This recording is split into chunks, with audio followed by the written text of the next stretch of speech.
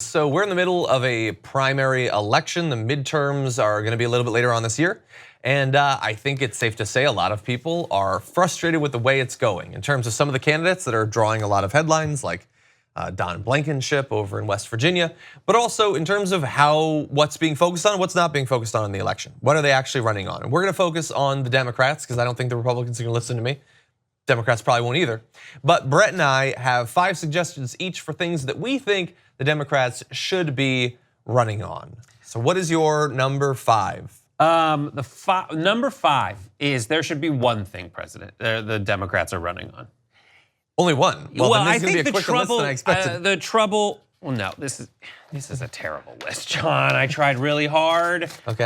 And going into it, I had utter confidence. I was like, I'm going to be amazing at this. It's not easy. Okay. But I think one of the initiatives we should take this time around is to have one coherent message that's easy to wrap your mind around. Whereas Hillary didn't really have anything during that election. Yeah. She's had I'm with her and I think forward. Yeah, that's vague. It was something like that. I didn't it's like I'm vague with and her. it's stupid and there wasn't anything. So one thing is to focus on a unified message, but that's Do you kind have a of suggestion of the unified message? Enough. I have a slogan. Okay, bring it. Be best. Be bester. Be I bester. think you should be the best. Be neat. Yes, I am not opposed to that. Obviously, it's difficult because you have both incumbents and also some people now trying to run against those incumbents. It's unlikely that they're going to run on the same thing. But maybe once the primaries wrap up, there could be some attempt to unify the message and push through. Right. One thing that I do want to acknowledge, though, is I get frustrated sometimes when there's a common criticism of some media outlets, sometimes that I'll make. They never talk about blank. If the criticism is coming from a person that does not watch that thing, it's not really credible. And so like today I read an article that Pelosi is really frustrated that all of their attempts to concentrate media coverage on their proposed policies is not getting any pickup. Okay, well, and I've tried to go out of my way to talk about some of those things. So then when people say, well, they're not running on any ideas, they're just running against Trump, well, maybe they are generally. But are you ignoring when they propose policies? I think very often people self-select into media outlets that will not cover proposed policies, and then they think none are being proposed. So that's an ongoing problem, not specific to this election. Yeah. However, my number 5 is I think they should run on a 3-day weekend.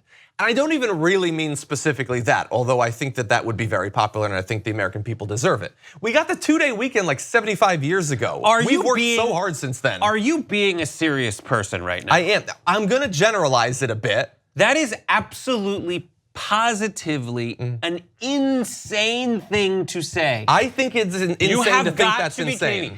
In America now. Yes. My idea was stupid. Okay, why is that crazy? Because it's people look around and go like, what are you doing? First of all, do you acknowledge that people said that about the weekend before we had a weekend? Yeah, they felt the same exact way. And here's the thing, American productivity has skyrocketed since 70 years ago when we got that. We haven't earned 50% more weekend. And I understand some people don't even get a weekend now. What I am saying is we should push for more freedom for workers to spend time with their family. Thing. Yes, that's what I'm saying. But part of that is theoretically, how many centuries must we toil before we get our 3rd day? It is just crazy enough to work, John. Robots will steal every job before. That's one of those ideas you look at it and you're like, I have no idea. It sounds insane to me. It sounds like someone shows up and says, also free candy for everyone. Wouldn't you like candy, little boy? And you get 4 days now, 4-day weekend. And first of all, there have been analyses of the economic benefits of a 3-day weekend. Obviously, a lot would have to change. But I think the American worker deserves it. They have been ground down by the system for generation after generation. You know what? This is what's wrong with that. You know what someone who goes to a factory job hears when they hear 3-day weekend? Oh, cool, I'm getting paid less. That's a day of my wages gone away because you read a frickin' study about Sweden's economy. That is what the top hat wearing CEO wants you to believe. That is the subversive narrative they put out there to make you hate other workers. They said the same thing about the weekend. Oh my God, we're working 2/7 less? Aren't we gonna be paid less? Yeah, but you theoretically maybe, although we could work on that too. But you'll also live longer. You'll have time to spend with your family. You'll have an opportunity to actually spend the money that you make. You'll be able to express like all of that. Yes, it would require less time working. That is the consequence. I get it. It is a tangible thing. It is a very simple, tangible idea to say it's a 3-day week. But it's like, oh my God, how difficult. It is the kind of head in the clouds thing, though, to me, that I just don't think will resonate. I have big more like ideas. Okay, what's your next one? Will actually Number 4. I mean, for me, I think small business, focusing on small business. Okay. I think strategically what it does is you can then say, listen, Trump doesn't like small business. What's happening now has been killing small business because all of the tax incentives and everything has been a giveaway to Trump's crony friends, and small businesses failed. They're trying to do it everywhere, all the way down to repealing net neutrality, where they're going to just charge you more for the internet. At your business, for you to have internet, what they're trying to do is charge you more, so they can give more money to the idiots who run Time Warner, who run Spectrum, who run all those people, and they're gouging you every step of the way. And they all say they're going to help small business, but it would be amazing for them to say it and then have a plan and show, hey, the CBO says this actually would. That would be amazing. Yeah. Okay, good idea. And 6-day weekend. See, you undercut me because my number 4 is going to be the 4-day weekend, but it's not actually the 4-day weekend. No, it's I think gun control. Look, I think the NRA is at like historic lows in terms of approval. This is the time to strike. It will motivate the youth vote. Also, it's necessary because we live in a gun. What's the term I'm looking for? We've been shot a lot as a people. I would say too many people are being shot on a regular basis. So I think that this is an opportunity where it is less potentially damaging to you to be against the NRA. So I would run on gun control. I think that in a lot of parts of the country, this is an opportunity. You could get the moms who are against the NRA now. You could get the kids to vote for you and inspire future generations of kids to vote for you in future elections. Make America sane again. I have Make America Is Great that number 3? Number 3 is Make America Great Again with blue hats. And that's it. It's taking their stupid slogan and saying like, all right, we tried yours. We tried your way. No one thinks America is better right now. My number 3 is just general term, next level healthcare. And I think that part of that is going to be pledging to defend what remains of Obamacare against the continued onslaught against it, but then moving far beyond that and pushing for, I would say the simplest, best polling version of this is Medicare for all, but there's other formulations of single payer healthcare that I understand that some percentage of the country is still against it. I think that percentage is falling month by month. And I think that with a strong push, you can accelerate that. It's a big thing. It would be a huge change, but it's a much needed change.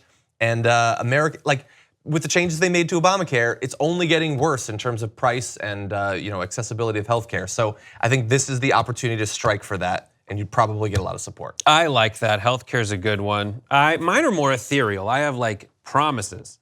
Like we made a bunch of promises. This is number 2, promises? Sure. Okay. We've made a bunch of promises, and let's just fulfill them, because we've been living in a world where Trump is just not fulfilling any promises other than like tax cuts for the rich. And there are promises we've made, like in gun control. It's a way to say gun control without saying gun control. It says we have, in the past, we've been better at this. So let's focus on that. And like some sort of accountability for that, I assume. Yeah, so we go and things like we close all the gun loopholes. We make sure that since we promise, you mean like we have all these things that we obviously should have done, we're finally gonna do it? That on paper are already laws. Yeah. That we need to do a better job of executing on, and that's that. My number 2 is going to be repealing the Trump tax bill. I think it's incredibly unpopular. If it continues for as long as it's supposed to be there, it is going to make it virtually impossible to fund a lot of the other ideas that progressives have. It hurts regular working people, and it's only going to do so more and more year by year while benefiting corporations and the rich who don't need the help. I think that it is an easy message. It's a specific thing to attack.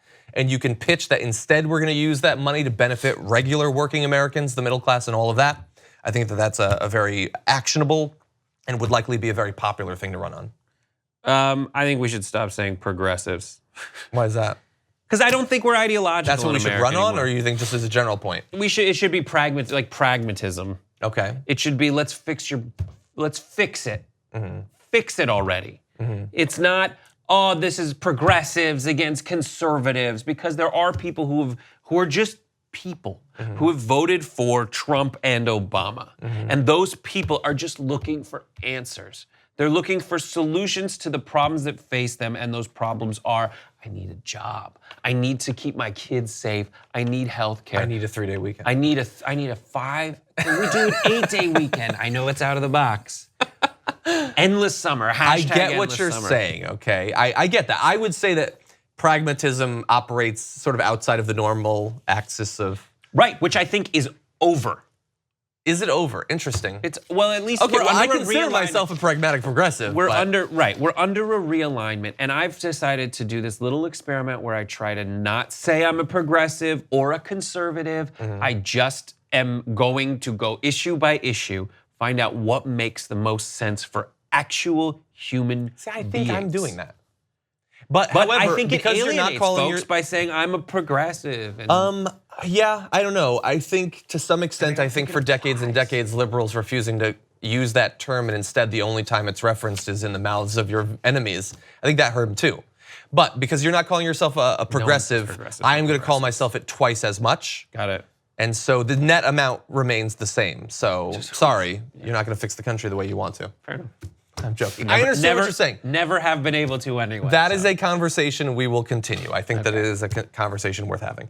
But my number 1 is going to be getting money out of politics. And the related, all of the corruption and the perversion of the popular will that comes from having it in there. I think that as a specific thing and also as a theme is what you need to run on. But not just running on it by saying we're going to do it, running on it by doing it yourself while you're running. I think there should not be some senators who are denying PAC money and all that. There should be a huge list accrued by the Democratic Party saying, here are all of our candidates who are not taking this money anymore. And I would, of course, go beyond just the PAC money. I would talk about, gigantic individual donations and all that. But I think that is one thing you can unify. What's the one thing? What's That, the I one unifying message of, getting corruption out of politics by getting the money out of politics. and that's it? I think that was probably enough by itself, but a lot of these other things would help as well. Yeah. Also, I had promises, corruption, stop embarrassing me, make America great again with blue hats, and essentially enough is enough. I said those all in different ways. I don't have any hats. Oh well, that's a weakness. But for draft 2, that's your mistake. That's true. Get